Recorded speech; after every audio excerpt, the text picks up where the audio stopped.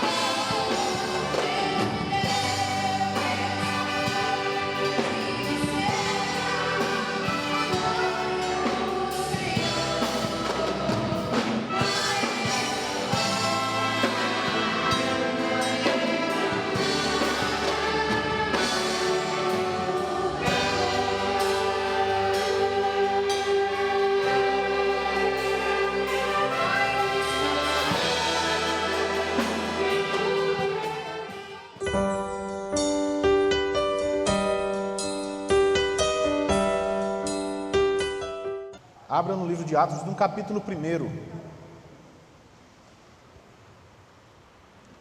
A gente vai dar uma passeada aqui no livro de Atos e eu quero compartilhar algumas coisas com os amados. Primeiro vamos ler aqui o capítulo 1. Escrevi o primeiro livro, ó Teófilo, relatando todas as coisas que Jesus começou a fazer e a ensinar, até ao dia em que, depois de haver dado mandamentos por intermédio do Espírito Santo aos apóstolos que escolhera, foi elevado às alturas. A estes também, depois de ter padecido, se apresentou vivo, com muitas provas incontestáveis, aparecendo-lhes durante 40 dias e falando das coisas concernentes ao reino de Deus. E comendo com eles, determinou-lhes que não se ausentassem de Jerusalém, mas que esperassem a promessa do Pai, o qual disse ele: de mim ouvistes. Vamos ler até aqui. Vamos passar agora para o versículo 8. Diz assim: mas recebereis poder ao descer sobre vós o Espírito Santo, e sereis minhas testemunhas, tanto em Jerusalém, como em toda a Judéia e Samaria, até aos confins da terra. Vamos até aí. Depois a gente vai ler mais alguns textos. Vamos orar? Peço que você baixe sua fronte, feche seus olhos, esqueça quem está ao seu lado e nós vamos orar ao Senhor nessa manhã. Pai santo e querido, diante de Ti, Senhor, mais uma vez queremos Te rogar, ó Pai, a Tua presença em nosso meio, pedir para que Tu tome os nossos corações e nossas mentes, para que compreendamos, Senhor Deus, a Tua vontade, para esta igreja, para a minha vida e para a vida de cada um aqui presente. Pai amado, fala aos nossos corações, enche-nos com Teu Espírito, Senhor Deus, e traz mudança e renovo de vida a cada um aqui, Pai. Assim nós Te oramos e Te pedimos em nome de Jesus. Amém. Queridos, eu queria antes dizer aos irmãos que atentassem para uma seguinte colocação aqui. O livro de Atos aqui nos coloca uma situação, nos mostra uma situação interessante.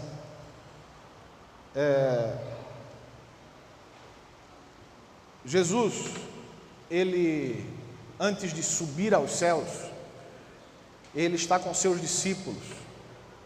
E qual é a ordem de Jesus aos seus discípulos? Ele diz a eles que não se ausentem de Jerusalém. Jesus já sabia o que iria acontecer. Ele iria morrer na cruz do Calvário. E uma reação que talvez seja normal é que talvez as esperanças se foram. Jesus morreu, o que fazer agora? Vamos embora, vamos voltar para as nossas casas, afinal, nós deixamos nossas terras, nossas casas, muitos dos discípulos saíram e largaram tudo, e acredito que o normal seria voltar, sair dali e voltar de onde vieram. Mas Jesus advertiu-os e disse: não se ausentem de Jerusalém, permaneçam em Jerusalém. Essa foi uma ordenança do Senhor. E o que os discípulos fizeram nesta situação? Eles obedeceram. Eles não se ausentaram de Jerusalém. Uma característica do crente que encontra o caminho verdadeiro é a obediência a Cristo. Nós nos tornarmos obedientes, mesmo quando a situação não nos pareça favorável, mesmo quando a situação diga o contrário, nós temos que simplesmente obedecer à voz de Cristo. E a voz ali era: permaneçam em Jerusalém. Os discípulos poderiam até crendo e conhecendo a Jesus Cristo, começar ali um trabalho que Deus havia incumbido a cada um deles. E eles voltassem para suas terras e continuassem a pregar o Evangelho. Mas o que iria acontecer naquele momento? Eles iriam perder a promessa que Jesus tinha feito a eles.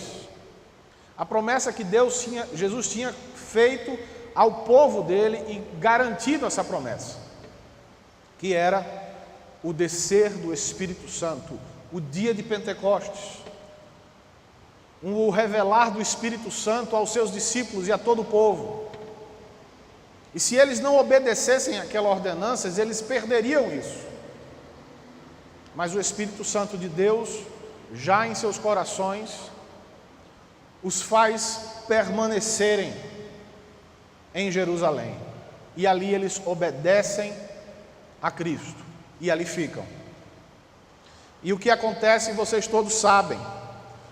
Jesus diz no versículo 8: mas recebereis poder ao descer sobre vós o Espírito Santo, e sereis minhas testemunhas em Jerusalém, como em toda a Judéia e Samaria, e até aos confins da terra. Você vai lá para o capítulo 2 de Atos, e aí sim acontece a descida do Espírito Santo.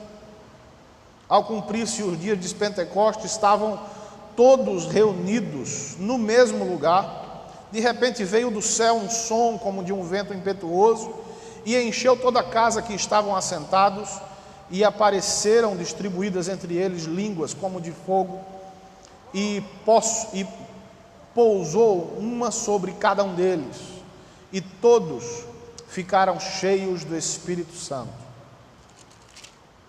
Andando mais à frente no capítulo 2, você vai ver então, depois daquele momento onde o Espírito Santo vem e revela-se ao povo,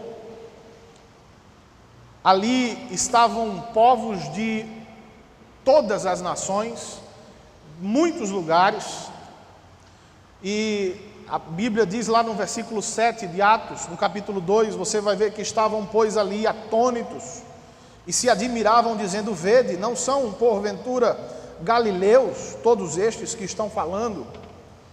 E como os ouvimos falar cada um em nossa própria língua materna?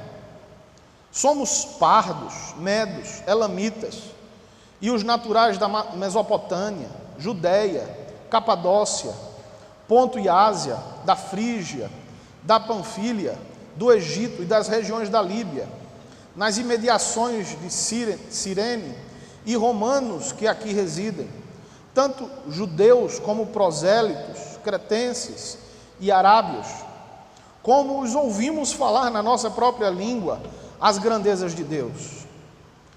E todos, atônitos e perplexos, interpelavam uns aos outros: que quer isto dizer? Outros, porém, zombando, diziam: estão embriagados. Você vê esse cenário aqui, é que ali naquele momento, lá em Jerusalém, quando Jesus chega para os seus discípulos e dizem: não se ausentem, porque eu tenho uma promessa para cumprir, obedeçam. E os discípulos ali obedecem, e acontece o dia de Pentecostes, esse momento glorioso para nossas vidas, e ali o Espírito Santo de Deus enche aquela terra, enche aquele povo do seu Espírito, e ali estavam reunidos pessoas de muitas nações, pessoas de muitos lugares diferentes. Vou dizer aqui uma coisa para vocês: quando a Bíblia cita aqui vários povos, cada um aqui falava um idioma materno, um idioma particular, de sua própria terra. Se você for para a Índia hoje, a cada 50 quilômetros se fala um dialeto diferente. A cada 50 quilômetros se fala um dialeto diferente. Então, imagine que um indiano, ele geralmente fala 4, 5, 6 dialetos diferentes. Ele não consegue falar todos. São inúmeros dialetos na Índia. A Índia hoje tem mais de 800 milhões de habitantes. A Índia hoje, na verdade, tem 1 bilhão e 2 milhões de habitantes, só a Índia. O norte da Índia, só para você ter uma ideia, só o norte da Índia, só o norte, tem 700 milhões. O continente africano inteiro tem 900 milhões de habitantes, mais ou menos, aproximadamente. O continente africano inteiro tem mais ou menos 900 milhões de habitantes. Só o norte da Índia são 700 milhões. E a cada 50 quilômetros se fala um dialeto diferente. Agora imagine se o Espírito Santo de Deus desce ali na Índia, onde tem povos de vários lugares da Índia, e ali o Espírito Santo de Deus, você se levanta, começa a pregar o Evangelho, e cada um de sua tribo, de sua etnia, de sua região, começa a entender o que está se falando na sua própria língua. Foi o que aconteceu naquele dia. E Jesus Cristo disse aos discípulos: olha, não se ausentem de Jerusalém, porque eu vou cumprir minha promessa. Eu tenho coisas grandes para falar a esse povo. Eu tenho coisas grandes para fazer naquele dia. Não se ausentem de Jerusalém. E aí eu tenho uma mensagem aqui para vocês. Nós estamos num congresso missionário. E aí você diz assim: Senhor Deus, eu quero ser enviado. Eu quero que o Senhor me use, que o Senhor me envie para um campo missionário. Eu quero ser usado por Deus, eu quero ser um missionário atuante na tua obra. E aí você pensa: eu vou para a África, eu vou para a Índia. Querido, às vezes o nosso coração, e o Axel, que é o presidente fundador da missão, eu vou falar um pouquinho daqui a pouco da missão que eu trabalho, e o Axel diz uma coisa muito interessante. Ele diz: Genaro, muitas vezes nós, querendo agradar o nosso próprio coração, queremos sair, porque nós queremos nos projetar, porque nós queremos sermos vistos como os missionários. Na verdade, o fato de nós sermos um missionário não é de sairmos, de viajarmos o mundo pregando o Evangelho. Às vezes é muito mais algo para agradar o nosso próprio coração do que, na verdade, cumprir a obra do Senhor. Quando nós podemos cumprir a obra do Senhor fazendo o quê? Ficando onde estamos e fazendo cumprir a promessa do Senhor. Olha, eu ouvi aqui há pouco tempo histórias lindíssimas de um trabalho de vocês aqui no sertão, não muito distante, 30 quilômetros. O irmão falou aqui, como é o nome da cidade? Na Torre, teve outro lugar, Tavares, o Alto Sertão, lá em Tavares. Tavares fica a quantos quilômetros daqui? 300 quilômetros. Veja, 300 quilômetros daqui. Quantos vão dar um suporte àqueles irmãos? Quantos aqui se deslocam para dar um suporte àqueles irmãos? Para ajudar aqueles irmãos? É tão difícil a gente sair. Quantos de nós temos realmente feito alguma coisa pelos nossos irmãos? A alguns poucos quilômetros daqui. E aí você abre sua boca para dizer: eu vou para a África. Queridos, às vezes a obra nossa que Deus nos confiou está aqui. Às vezes você não precisa, talvez nem andar 30, 40 quilômetros. Quando eu fazia faculdade de Direito, eu sou advogado e sou professor de Direito, mas quando eu ainda era estudante, na minha faculdade, eu comecei um trabalho, na verdade, desde que eu era estudante secundarista, eu trabalhei na ABU. Quantos já ouviram falar da ABU?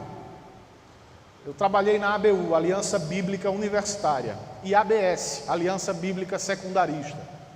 É um trabalho que os estudantes fazem pregando o Evangelho dentro do colégio e dentro da universidade, quando você é estudante universitário.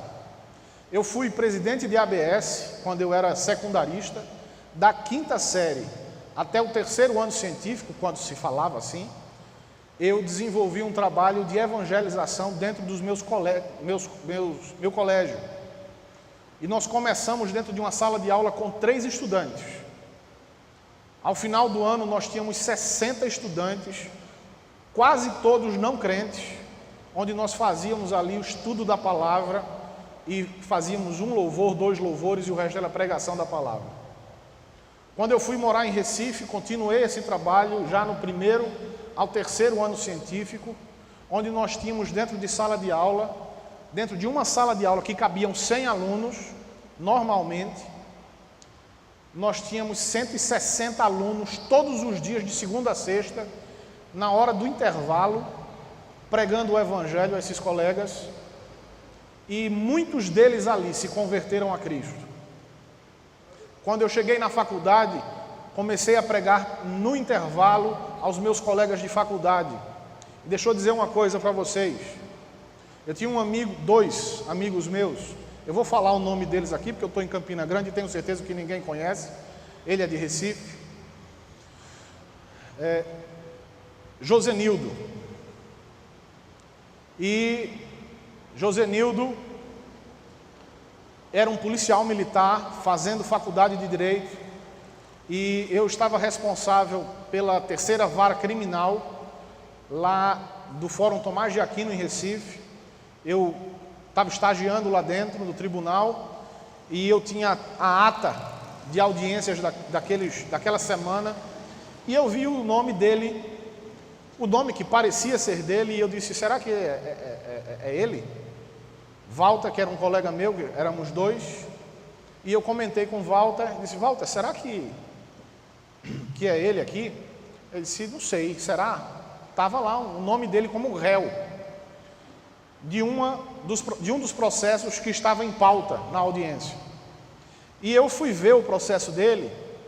Ele era um estudante de direito, policial militar, estava como um réu num processo, e ele tinha discutido com a namorada, descoberto que ela tinha o traído, e ele saiu com ela para uma pizzaria, comeu uma pizza. Na volta para casa, quando ela desceu do carro, ele puxou um revólver 38 e descarregou a arma nas costas dela. A mãe desceu correndo, saiu correndo de casa, vendo a filha agoniando-se. Na porta da sua casa, ele pegou o 38, apontou para a cabeça da mãe e tentou ali matar a mãe, mas tinha acabado as balas. Ele, com medo, então entrou dentro do carro e foi embora. Era um colega meu na faculdade de Direito. Quando eu vi aquilo, eu fiquei horrorizado. Estudava comigo, fazia trabalhos comigo na faculdade, e o que talvez muitos poderiam pensar e dizer: eu vou me afastar dele. Em meu coração, não foi eu, tenho certeza disso, em meu coração se derramou e se encheu o Espírito Santo de Deus, e Deus disse para mim: vai a ele, prega a minha palavra. Esse é o momento de você chegar junto dele. Esse homem precisa de mim. Eu tinha um outro colega, João. João era um cara dessa altura, bem mais alto que eu, forte, riquíssimo. O pai dele é um advogado rico em Recife, morava num prédio belíssimo lá em Recife, no bairro de Casa Forte. João foi para Caruaru, no São João de Caruaru, num determinado ano. João tinha notas maravilhosas dentro da faculdade, só tirava 9, 10, 8, não tinha nota abaixo de 7, ele não tinha nenhuma. João era um aluno, um cara tranquilo, sentava na última cadeira. A nossa sala de aula tínhamos 73 alunos, todos estudantes, e João sentava-se lá no finalzinho, quietinho, mas era um aluno exemplar, não faltava à faculdade. E nessa ida para Caruaru, para o São João de Caruaru, na volta, ele voltou bêbado, num Ômega, que era o carro dele, e na volta ele atropelou 3 pessoas que estavam no acostamento da estrada e 2 pessoas morreram. E ele fugiu com o carro, chegou em casa desesperado com o pai, não sabia o que fazer, e ali também começou a responder um processo. As notas de João foram lá para baixo, ele começou a faltar à faculdade, entrou numa depressão profunda, e Deus mais uma vez olhou para mim e disse assim: vai a ele. E eu olho para você e digo assim: o que você está fazendo onde você está? É no seu trabalho, é na sua faculdade, é na sua igreja, é no seu bairro, é na sua rua. O que você tem feito de concreto para a obra do Senhor? Você não precisa sair. Às vezes a ordem de Deus não é se ausentar, não é ir para a África. Às vezes a ordem de Deus é: fique, porque eu tenho promessas para serem cumpridas aonde você está. Você quer ser um missionário do Senhor? Se disponha a fazer a obra do Senhor. E eu vi aqui o irmão falar: vamos orar pelos nossos irmãos. Amém, vamos orar sim. Mas às vezes é muito fácil orar. E Deus não nos chama só para orar. Deus nos chama para fazer a obra, agir. A Bíblia diz que a fé sem obra é morta. Não vale nada. Uma fé que não traz mudança não vale nada, não é fé. Se você crer que o Senhor restaura e muda a realidade de uma pessoa, e só fica crendo, e não age, nada faz, a sua fé não vale de nada. Acabam de chegar os mais novos ônibus da Real Bus, equipados com DVD, toalete, Wi-Fi, carregador para celular, elevador para cadeirante, ar-condicionado, poltronas em couro e muito mais para o seu conforto. Viaje com segurança e pontualidade em novos horários. Real Bus, transportando vidas e sonhos. Que todos fiquem com Deus. Desejamos um fortíssimo abraço a todos que estiveram conosco e até o nosso próximo programa, se Deus quiser.